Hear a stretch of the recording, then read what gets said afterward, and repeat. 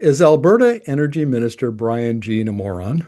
Now, this is a legitimate question because I have actually accused him of being a moron on Twitter and other social media platforms. And the reason I did is because of his tweets were moronic. I mean, they were just dumb.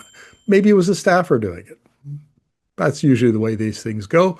But nevertheless, it's got his name on it, and therefore he has to take responsibility for those really dumb tweets. But here's the thing, and this is the significance.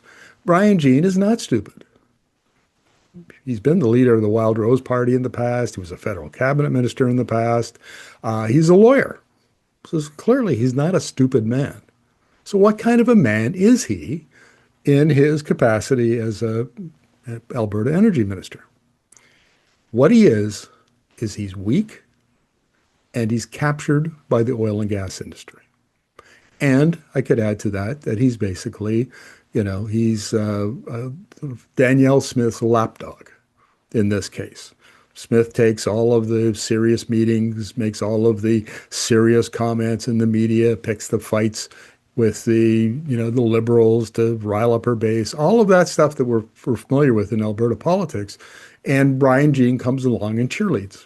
That's his task. He's not second banana to Smith anymore. He's maybe like fourth or fifth or sixth banana in cabinet, and he's never going any further. He's basically taken his shot. He's not going to be premier. He's not going to be deputy premier. He's not going to be anything more than Alberta Energy Minister, who doesn't set the standard. He doesn't set the direction. He simply does as he's told, and he cheerleads. That's who Brian Jean is. But you know what? Being weak and being captured is not a bug of being Alberta Energy Minister. It's a feature. Now, not for everybody, but it's a feature of the system. And I've done, you can go on our website and back to the 2-3 years, I did a piece called Unethical Oil Part 2, and it was a look into it was an investigative report where I think I interviewed like 50, 60 people. It was all about the Alberta Energy Regulator and its pathetic attempts to a relationship with the Alberta oil and gas industry and how it was a captured regulator. And here's the interesting thing. So what does that mean, captured regulator? Because I'm arguing that Jean is a captured energy minister. So what does that mean? It means that they conflate the public interest with the industry interest. And you see that in Jean all the time. He's saying whatever the industry wants is good for Alberta. Remember back in the 50s, you probably don't, but I think his name was Alfred Sloan. He was the CEO of GM, and it was a slogan, what's good for GM is good for America. Well, it's kind of like that. It's, what's good for the oil and gas industry is good for Alberta.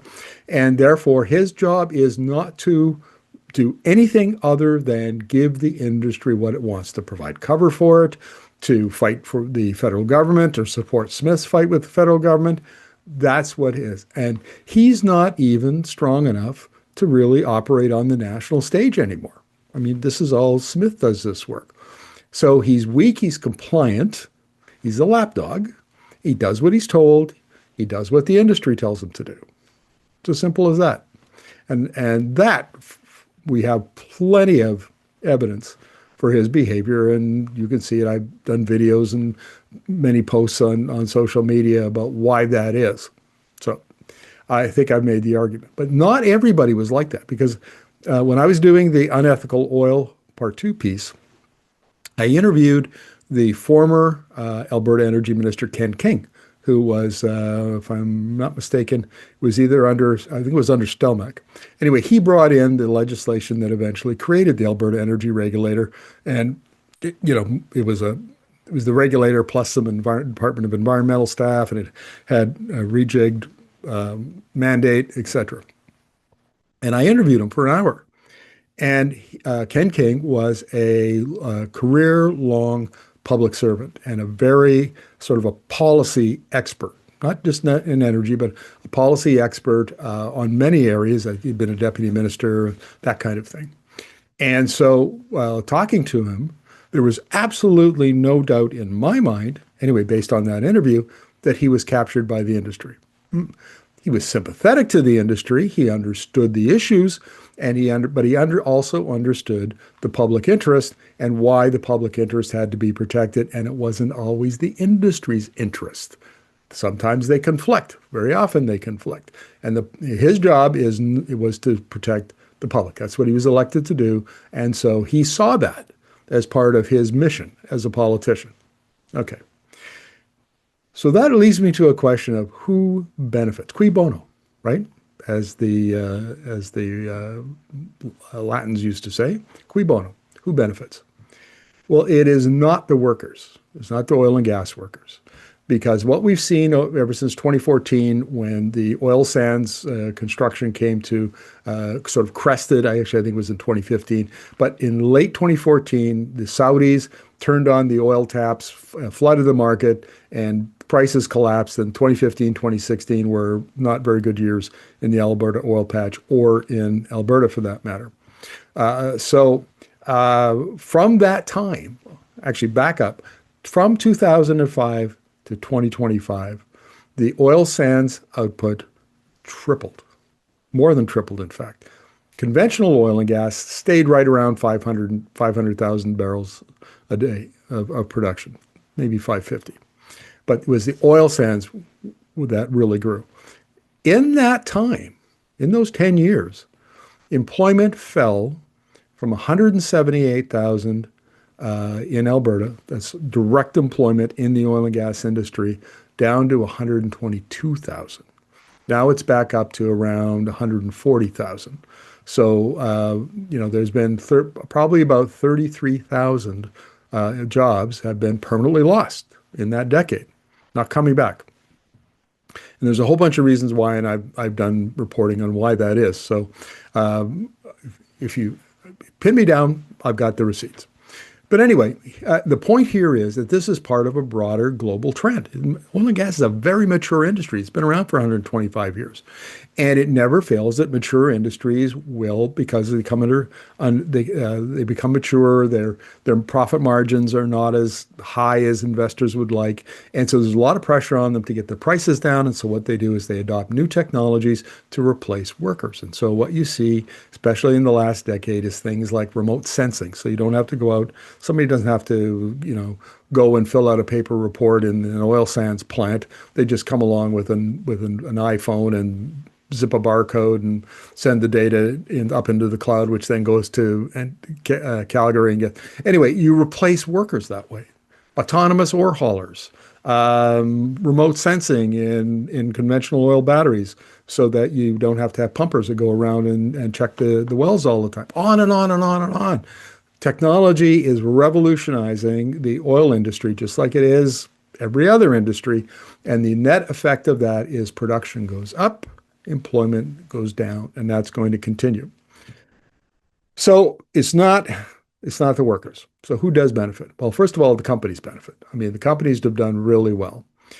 Not well enough, though.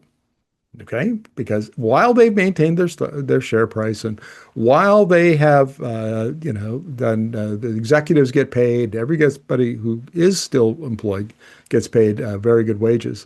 It's also true that the oil industry globally, particularly like public companies like Cenovus and Imperial, whatever, their returns have not kept up with other industries like tech or and others.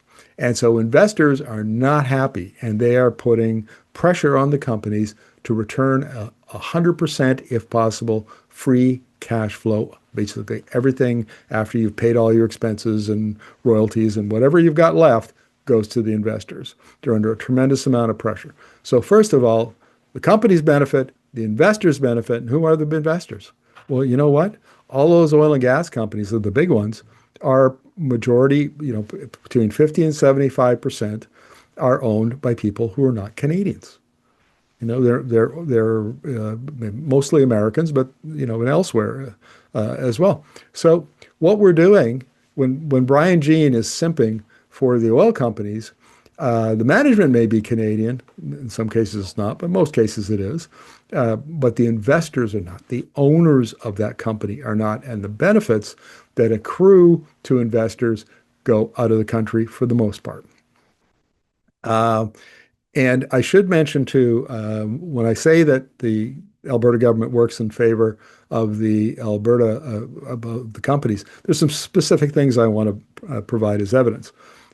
So environmental liabilities, there are probably 200 to 300 billion dollars of unfunded liabilities, orphan wells, wells that are sitting in the inactive category, 80,000 of them, wells that are going to soon be in the inactive category, and there's no money to reclaim them. 30 plus tailings ponds, 1.7 trillion liters in tailings ponds. What are we going to do with those? And prices fall after 2030 as we think they are, then will there be enough money to reclaim those? I mean, these are enormous problems. Nothing ever gets done about it. Tier market problems. This is the industrial emitter carbon tax. Under the Daniel Smith and the United Conservative Party, they had basically gutted the market problems. So they froze the headline price at $95 a ton, but because they flooded the market with cheap credits, the actual cost of a credit is like 20 bucks, 25 bucks. So instead of paying $95 a ton to abate greenhouse gas emissions, their cost would be $20 or $25, which is not an incentive to do anything. It's not an incentive to adopt carbon capture and storage, and which, by the way, I've been told by experts is the cost. You'd need a carbon price of about like $200, to make it worthwhile for the companies to adopt carbon capture and storage. And then there's other kinds of ways to reduce emissions. But if the price is low, who cares? There's no incentive for the businesses to do anything. On and on and on. There's all kinds of these kinds of issues where the companies are benefiting and not the people of Alberta, who actually own the resources, by the way, under the Canadian Constitution. And so, but you know who another benefit is? So we got companies, we got shareholders, the Alberta government. The Alberta government makes, I think last year was $24 billion in oil and gas revenues, and then there's tax revenue on top of that. And the Alberta government is a self-interested party here. So if there was a pipeline built, a million barrel a day pipeline that was built out to the Pacific Northwest, Prince Rupert, Kitimat, wherever, and there was another, million barrels a day, does that mean that their royalties and taxes eventually would go up by a third, 25%? That's a lot of money, folks. We're talking $5 to $10 million right there. So the government, when it promotes the expansion of the industry and the building of a pipeline and the optimization of Trans Mountain expansion and maybe the building of Keystone XL and other pipelines, on and on and on, it's got its own self-interest. Now, on the one hand, that you would say, well, if I'm in Alberta, then I benefit from that because I don't pay a sales tax and I get public services that are paid for that money. Well, that's great, except that, you should be saving that like Norway did, like Lougheed did with the Heritage Fund. And then the Heritage Fund's been raped and pillaged for so long, there's not that much left in it. So that's not a great strategy either. But here's the other thing.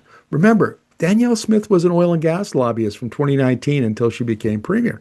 She proposed the R-Star program, which would have seen the public taxpayers pay between $6 and $8 billion in real dollars out to reclaim old legacy wells, these orphan wells that are just sitting out there with no owner, or maybe they have an owner, but a licensee, but it's just a company in downtown Calgary where a lawyer files the registration every year with the registry. That's it. That's not a real owner. There's nobody actually, there who has a bank account and can then reclaim the well. So that's one of the things that the government wants to do. Now it has the mature asset strategy, which will, according to people like Mark Doran and Dwight Popovich, is basically another version of R-Star, and will wind up, the public will pay to reclaim industries' old assets. Instead of polluter pay, it'll be taxpayer pay, which is absolutely wrong. So who's going to benefit? The companies, the shareholders, the government, not the workers, not the taxpayers who will see revenue that should flow to them or be put away for a rainy day in the Heritage Fund. Will go, some of that will go to the industry to pay for stuff they should be paying themselves. And that this is why Brian Jean, when you put Brian Jean in this bigger context, he's weak, he's captured, he's a cheerleader, he does what he's told, he plays second banana, third banana, whatever, to Smith in the national negotiations with the federal government, or more likely the federal government bashing. And that's why Brian Jean does not deserve our respect. He deserves our criticism and our contempt because he's weak and he's captured. And that's a bad thing for an elected politician to be.